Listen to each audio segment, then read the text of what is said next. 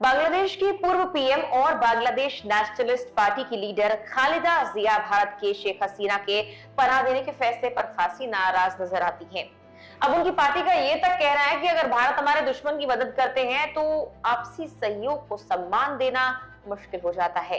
बता दें कि बांग्लादेश में तख्ता पलट के कुछ ही घंटों बाद जेल में बंद विपक्षी नेता और पूर्व प्रधानमंत्री खालिदा जिया को रिहा कर दिया गया था।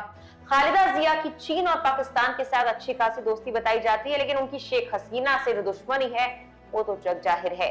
इसी बीच अब खालिदा जिया की पार्टी ने भारत में शेख हसीना के रहने पर सवाल भी खड़े कर दिए हैं।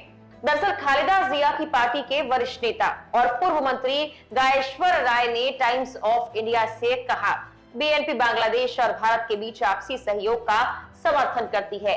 हालांकि अगर आप हमारे दुश्मन की मदद करते हैं तो उस आपसी सहयोग का सम्मान करना मुश्किल हो जाता है।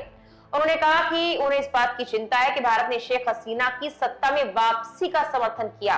आगे कहा कि शेख हसीना की जिम्मेदारी भारत उठा रहा है।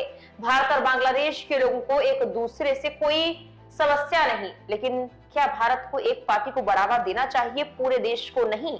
जब खालिदा जेल से बाहर आई थी तब ये माना जा रहा था कि शेख हसीना के बाद बांग्लादेश की सत्ता पर खालिदा ही काबिज होगी। हालांकि अभी अंतरिम सरकार का नेता मोहम्मद यूनुस को बनाया गया है।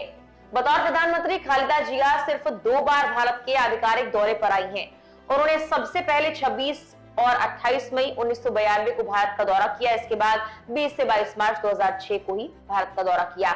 लेकिन अपने कार्यकाल के दौरान बताया जाता है कि सबसे ज्यादा दौरे उनके चीन और पाकिस्तान के रहे हैं। इसीलिए ये माना जाता है कि उनका रुख भारत की तरफ ज्यादा अच्छा नहीं है। बता दें कि बांग्लादेश की प्रधानमंत्री पद से हटने के बाद शेख हसीना भारत आ गई हैं। अब वो कहां जाएंगी, इस पर कोई पुख्ता जानकारी सामने नहीं आई है।